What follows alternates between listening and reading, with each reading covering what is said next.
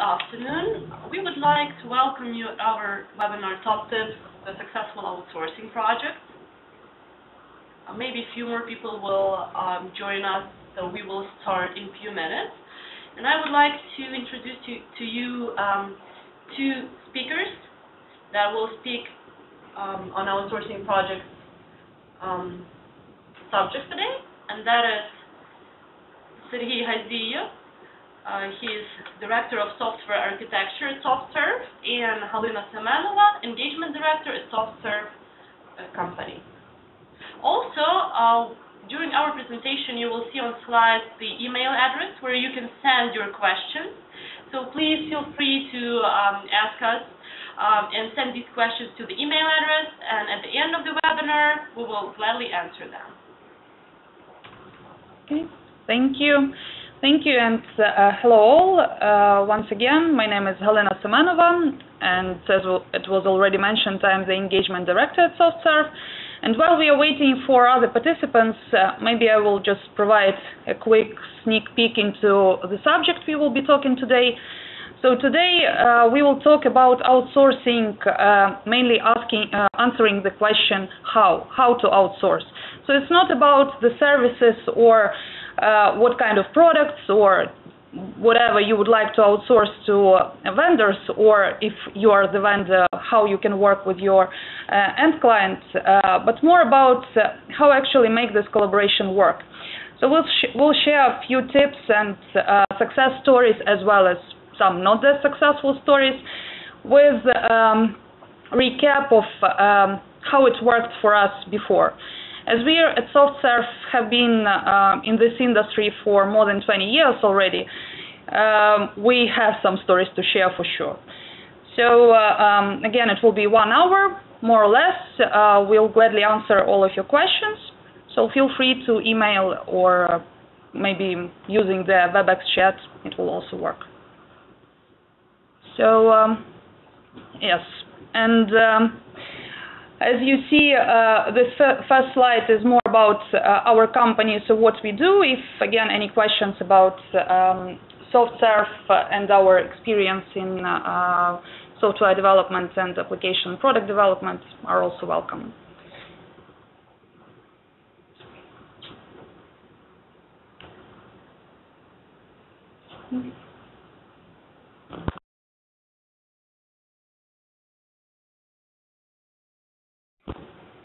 Well, okay, so I hope that everybody who were joining today joined already. If not, we'll pick up on the way. We'll probably start. So as I already mentioned, today we will talk about top tips to successful outsourcing. And here you can see our background. So once again, my name is Halyna Semenova, and I'm the Engagement Director at SoftServe. I'm a certified outsourcing professional and also lead the team of engagement managers in our organization, and we are responsible for ensuring smooth project start. So we basically define the right engagement model and strategy. We also advise on adopting engineering processes to a distributed environment, as well as develop service transition plan. So our topic today will be about the success in outsourcing. So before we start, maybe let's focus on what success means in software development world. In short term, well, tactical initiatives. It's first of all about avoiding major failures during your work with external parties. However, as stated in Harvard Business Review study, companies that view outsourcing as an easy way to offload commodity work are missing important benefits to be gained by working closely with service providers. So what are those benefits that are usually missed? So first of all, it's of course business innovations. It's a side effect that many companies are now seeing when they decide to find a capable partner. We all know that new ideas can come from anywhere, well, inside the company or out. In such case, when outsourcing in your organization is viewed as strategic partnership, the success for you will mean not only fault-proof collaboration between parties, but also a predictable delivery and also quality results and innovative solutions. Today we'll talk about both sides of success, avoiding failures in short-term perspective and producing innovations by becoming a part of synergy equation. Well, we all know that no matter what service providers and innovative risk-sharing contracts you choose, you still cannot achieve some successful results if you underestimate the importance of planning and governance. Proper planning helps you to unveil the hidden risks of outsourcing and act quickly to mitigate or prevent them. And governance, it's all about managing this internal antagonism between service providers and client organizations that we all know suffered historically from too little transparency.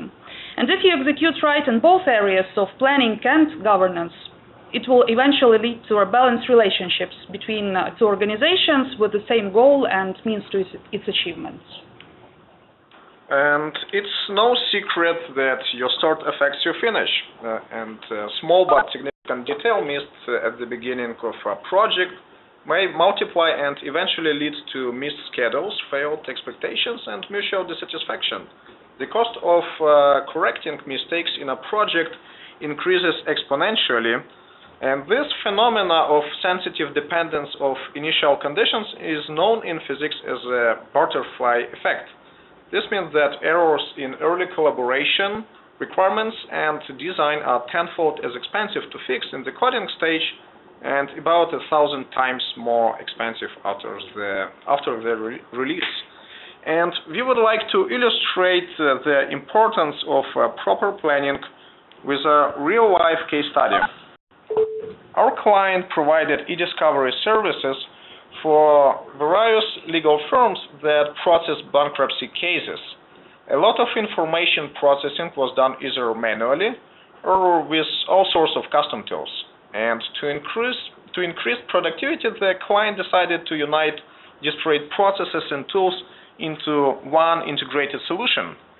It was good intention, covered by budget, executive sponsorship, and a team of skilled engineers.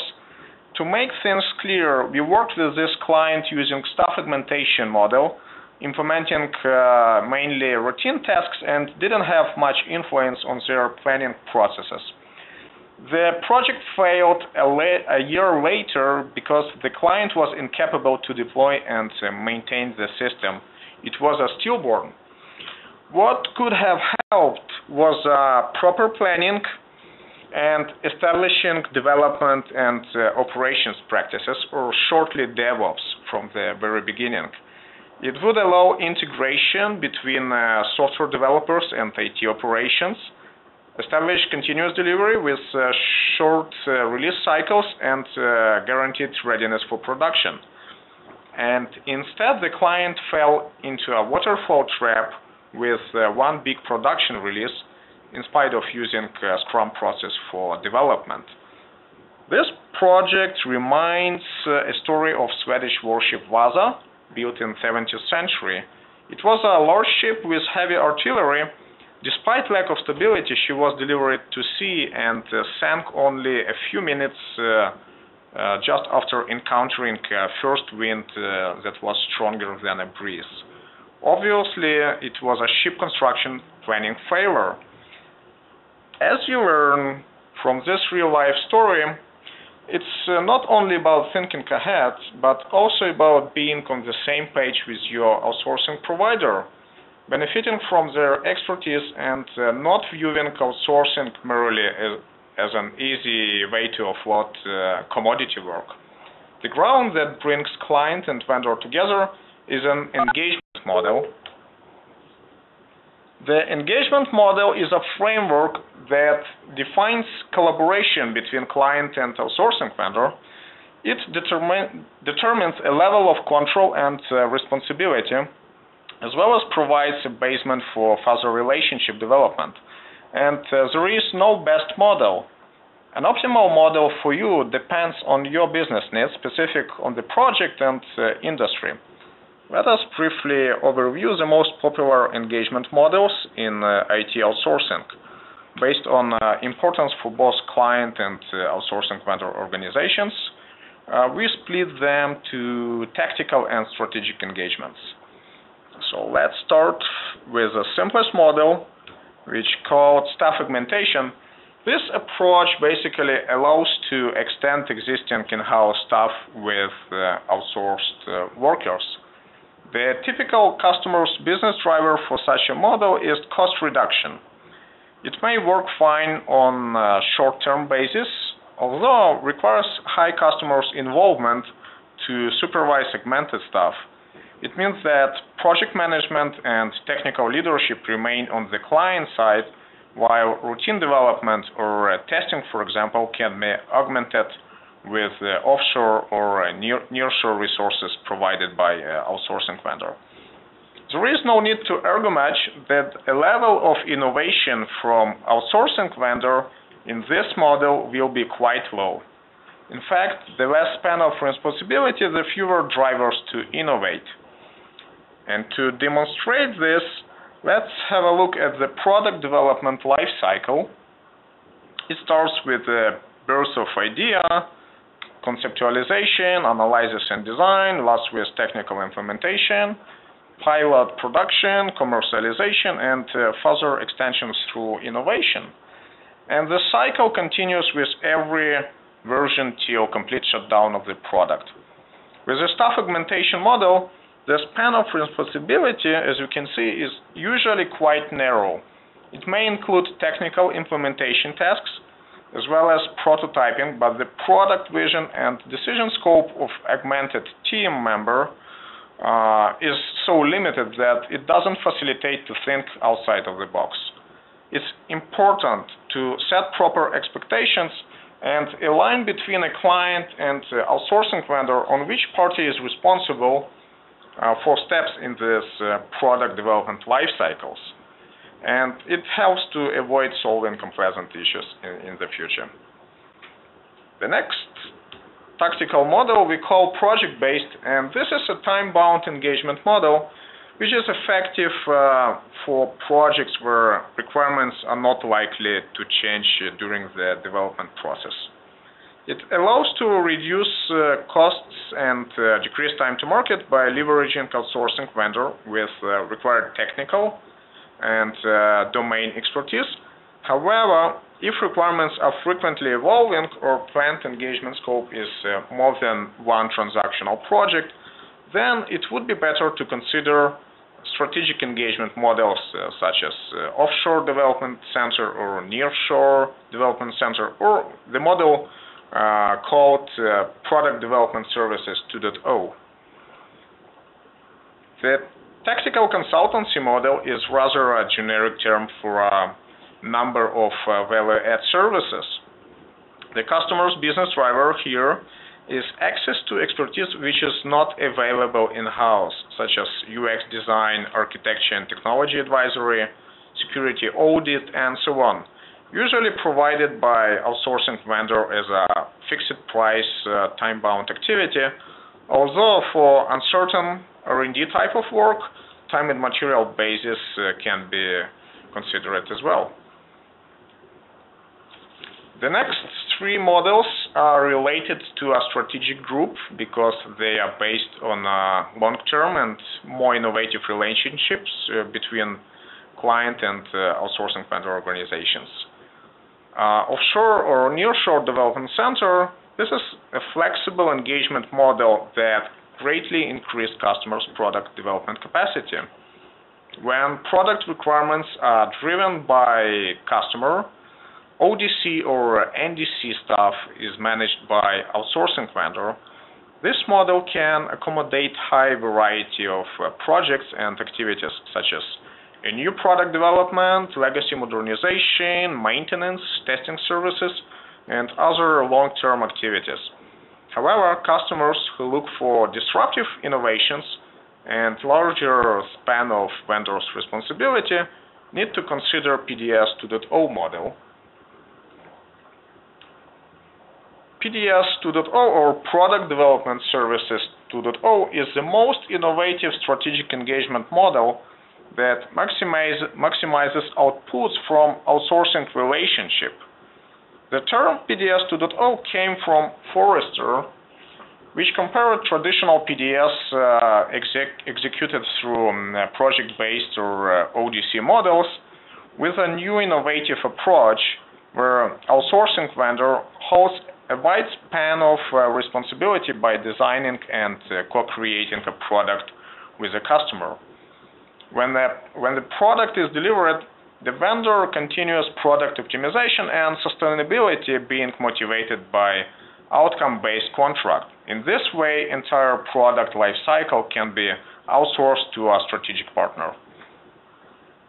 And the final model in our set is strategic consultancy, a value-driven consulting engagement aimed to improve development efficiency and product quality of customers' organization. Usually it includes all aspects of a triangle people-process technology with high positive impact on customers' transformation and strategic decision-making. We've just briefly walked through 6 engagement models, and of course there are other model variations and names that might be familiar to you. At the same time, these 3 basic tips helped set up the cornerstone of partnership. Select proper engagement model that fits your tactical and strategic plans. Make sure expectations are aligned with your partner to avoid unpleasant issues in the future, and no need to stop at the same level.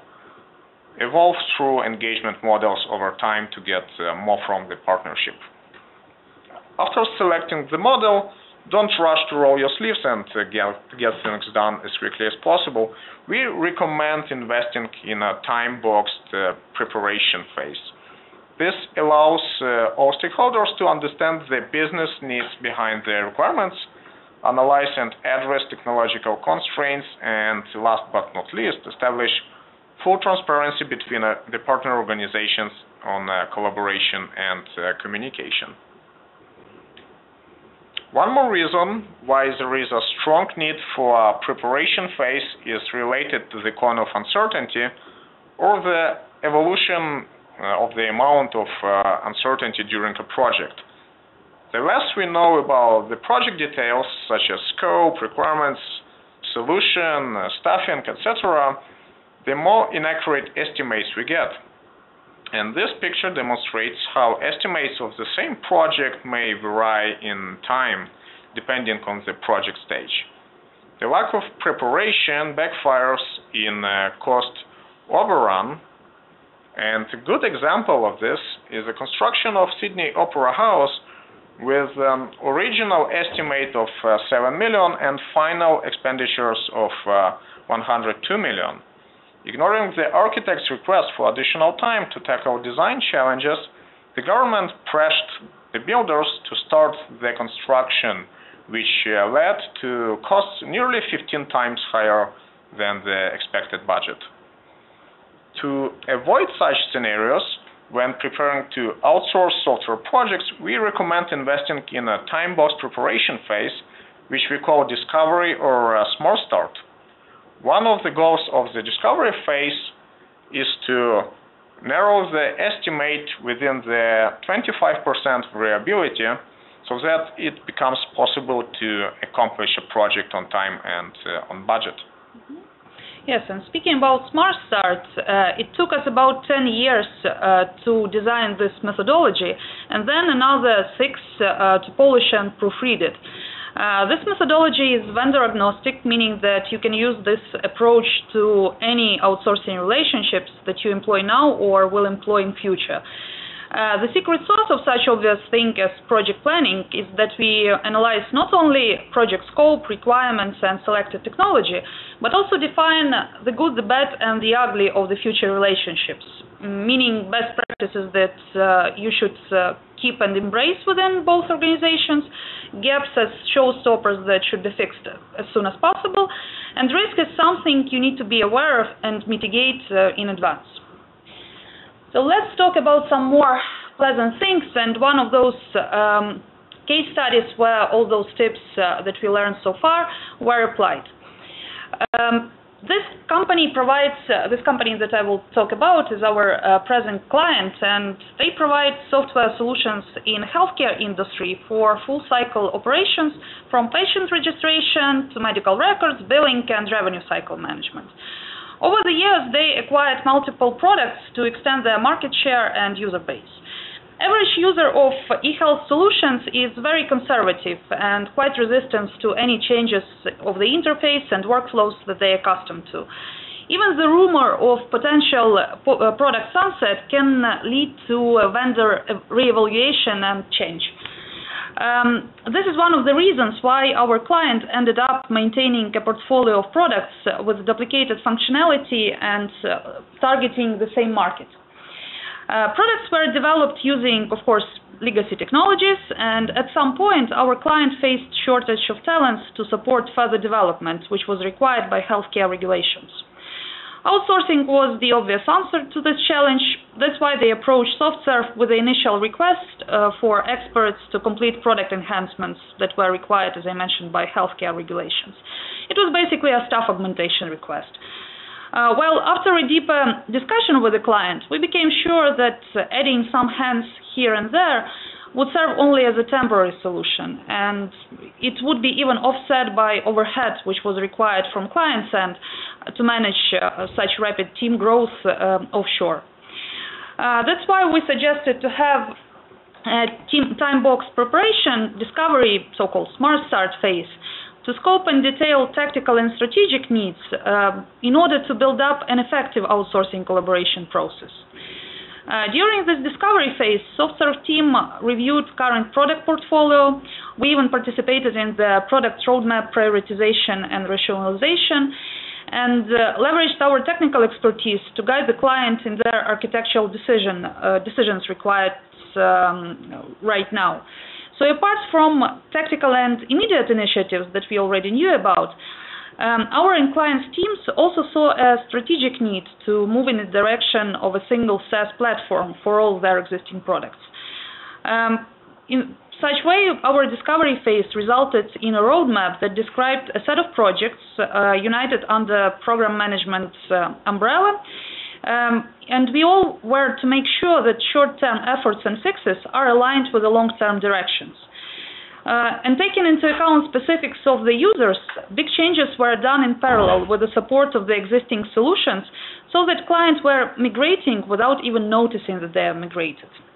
Well, eventually, our relationships with the clients progressed from staff augmentation and project-based engagement models to product development services 2.0 and full product lifecycle for some of the products outsourced to SoftServe. That helped to reduce total cost of ownership as well as synchronize development initiatives in all products within the portfolio. As you see from the previous example, none of the business assumptions, especially those set at the beginning, are stable. Uncertainties and risks should be managed, and the engagement model needs to evolve over time to match the new reality. The framework that keeps all these mutable parts together is called outsourcing governance. It should not be confused with the day-to-day project management activities, but rather viewed as a control body that ensures transparency and trust between partners in a distributed environment. Let's talk about common challenges with such name as outsourcing governance. My previous experience with numerous engagements show that outsourcing governance, if it exists within client organizations, it's often fragmented. It is viewed mainly as a contract invoice management or micromanagement of distributed teams. It is quite often divided between business units and various stakeholders. And the situation becomes even more challenging when the outsourcing portfolio includes several directions or requires collaboration with numerous vendors. Such competition between diverse groups, political challenges, and cultural collisions can compromise the entire notion of outsourcing within an organization. And even if a measurement system is used to regularly report on project results, it does not always ensure that expected transparency. On the contrary, quite often it can even lead to the bad patterns among employees' behavior. We call this green shifting effect. It is a situation when a project status report is all green and the existing problems are not reflected. Project lead can make a personal choice not to report the true status because of a fear to bring bad news, or because maybe he or she has an optimistic feeling that issues can be resolved internally without too much noise. But quite often it's also a failure to recognize the true status of the project based on the metrics that are used for management reporting. They simply do not reveal real issues. While team reports wishful or even carefully measured status, problems pile up without being addressed, as well as the cost to correct them. And the management, well, the management operates under the false impression that all is well and does not have a clear vision of the project, and as a result cannot make effective decisions. After the process becomes irreversible, the partnership risks entering so-called doom loop. It is when the client organization doesn't trust the service provider's team, doesn't share the big picture of the product roadmap with them, and as a result, the provider's team starts addressing minor shortcuts instead of making strategically balanced moves. So here you can see the typical governance framework, quite generic, which we established in the projects developed at SoftServe. Each level of the governance structure reports within their area of responsibility, using the project results and appropriate metrics.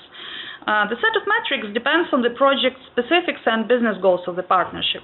For example, if the major outsourcing driver was faster time to market, then the metrics covering productivity are primarily selected to track the status. For those organizations committed to quality, a dashboard reflecting major quality measurements is established. A single goal, of course, is not enough to determine the true project status. A combination of different criteria, together with the professional judgment and knowledge of influence and interdependencies between different factors, is the best way to ensure the transparency. That's why we often recommend that the unbiased figures, those defined by metrics, should be accompanied by a professional analysis of such interdependencies, taking into account soft factors that influence the results. And here you can see the project dashboard that we developed at SoftServe. It transforms data from Atlassian Jira tool into a comprehensive report. Common metrics that you quite often use in your projects: velocity and defects removal efficiency, backlog change rate, they're united into predictability, productivity, quality, and effectiveness areas. You can also select and compare performance of several teams or product lines within the certain time frames. Such flexible picture and dashboard allows the program manager to see an unbiased picture and as well as make effective decision. Of course, a mandatory prerequisite to using this dashboard is a strict discipline in gathering and keeping accurate data by all project members. And of course, the summary of tips from this part of webinar is pretty basic. So first of all, you should make sure that you include all relevant stakeholders in the outsourcing governance framework. There should be people with enough experience and authority to provide both strategic and tactical oversight. While measures are real and hard data, they still cannot be objective because of many factors, and the fact that they are gathered by human beings is just one of them. That's why they should be combined with experts' judgments, explanations, and this tip brings us to the last but not least piece of advice. Talk to your partner, ask questions, be ready to answer theirs. No need to wait until a quarterly business review meeting if you feel that some tension in the relationships is piling up. Just communicate. And the last slide of our webinar today just recaps the tips that we discussed. The main takeaway for all of you should be that no matter whether you are doing a short-term projects with a third-party vendor or establishing an offshore development center, your ultimate target should be to increase the value you get from the partnership. It should be increased to the level when it becomes true collaboration, which equals the shared goal, shared commitment, shared risks, and eventually leads to co-creation. So I guess that's it for now. I mean, the meaningful part of the webinar. And if there are any questions, we'll be happy to answer them. So please feel free to email, and I know that we already have a couple of them. So maybe let's check. Let's open this email. So the question is the preparation phase Smart Start applicable to ISV, enterprise, or both types of organizations? So the answer is yes to both types of organizations. However, the main difference in deliverables, because the proposed engagement models may vary for ISV and enterprise. So, for example, when we work with ISV, typical engagement model after the Smart Start is offshore development center or a nearshore development center or staff augmentation, which is more trivial. And when working with enterprise, the following engagement model is usually project-based or PDS 2.0. So the difference in a level of details and risk mitigation activities, such as architectural design, for example. So for ODC, NDC model, it takes usually 2 or 3 weeks, when for project-based and PDS 2.0, the Smart Start may take longer, for example, for 6 weeks. But again, the final estimate for Smart Start depends on the complexity of a project. Yes, and division between ISVs and enterprise clients can also influence the eventual framework, the governance framework that you will set up, meaning what kind of stakeholders will be involved there. But overall, yes, so it's definitely applicable for both types of organizations. The next question, let's see. Is there any relation between engagement models and agile practice? And are there any advantages or disadvantages of agile in a particular model? Good question, and let's go to the engagement models and walk through every model to see how the agile process can be applicable to every of them. So let's start with staff augmentation. All right. So as we can see, the process, the development process is totally controlled by a customer. So it means that either integrated Scrum model would be used. So it means that a customer coordinates segmented staff in one team across multiple locations, and these segmented team members are just part of one agile team. So it means that the Scrum model is integrated. But again, this is up to customer.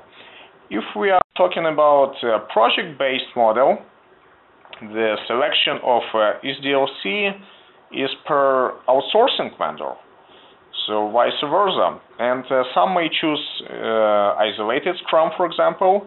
Some may choose RAP, some may choose TSP. And as soon as requirements are not going to change, waterfall-like models also can be applicable in this model.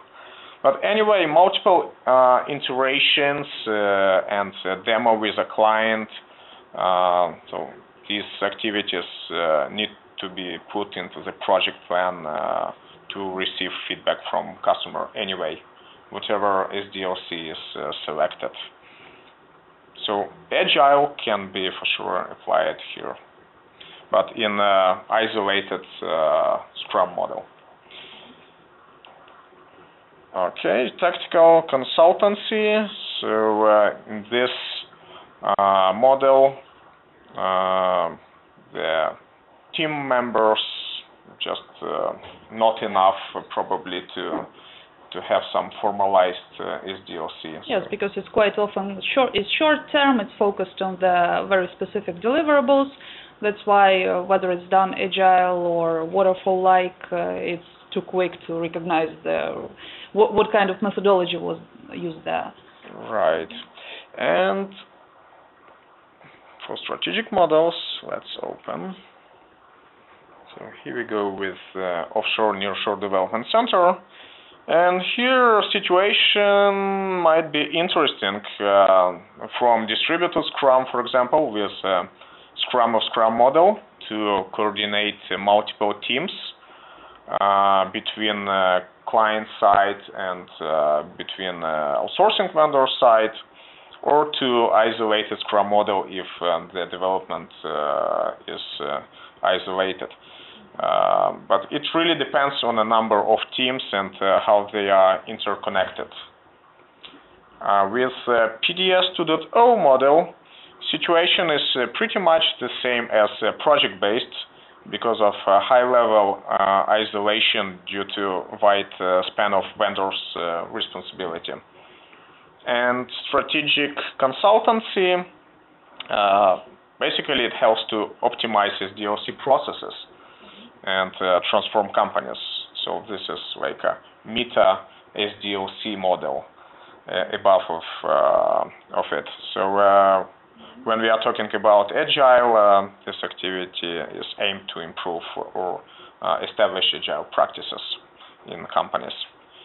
So as you can see, SDLC really matters from engagement model perspective.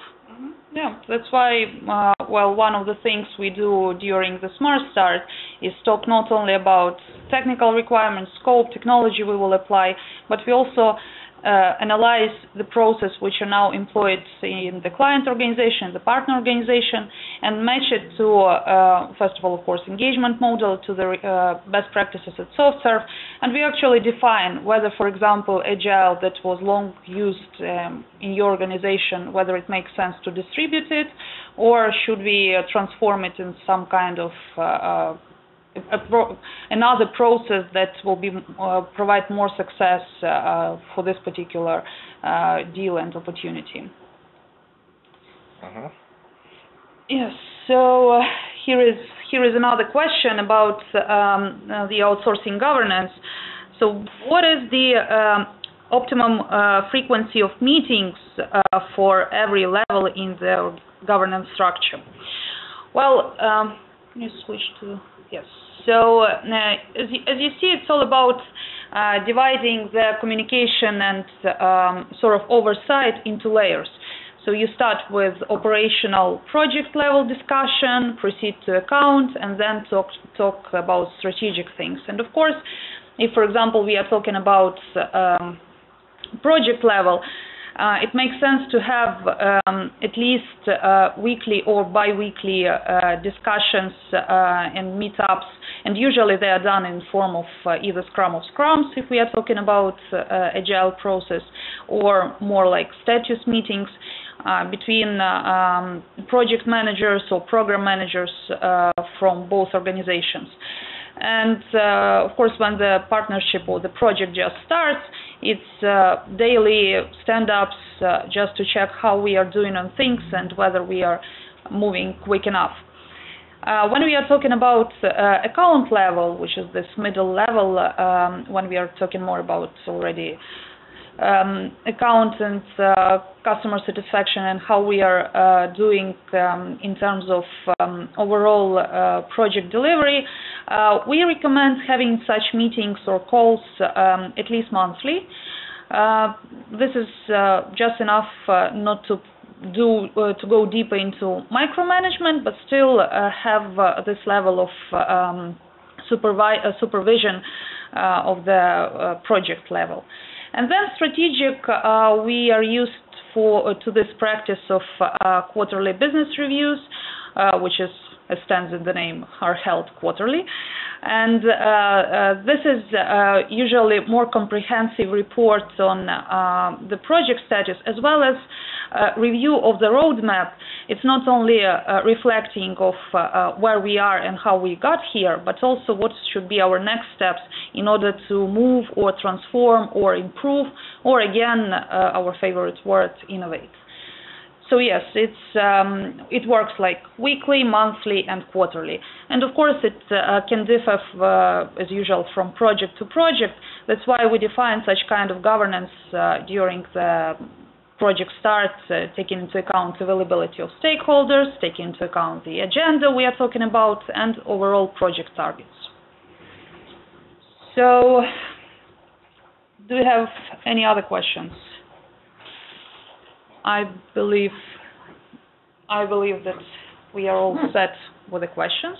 That was very helpful for us also to see what topics were actually interesting for you. So thank you.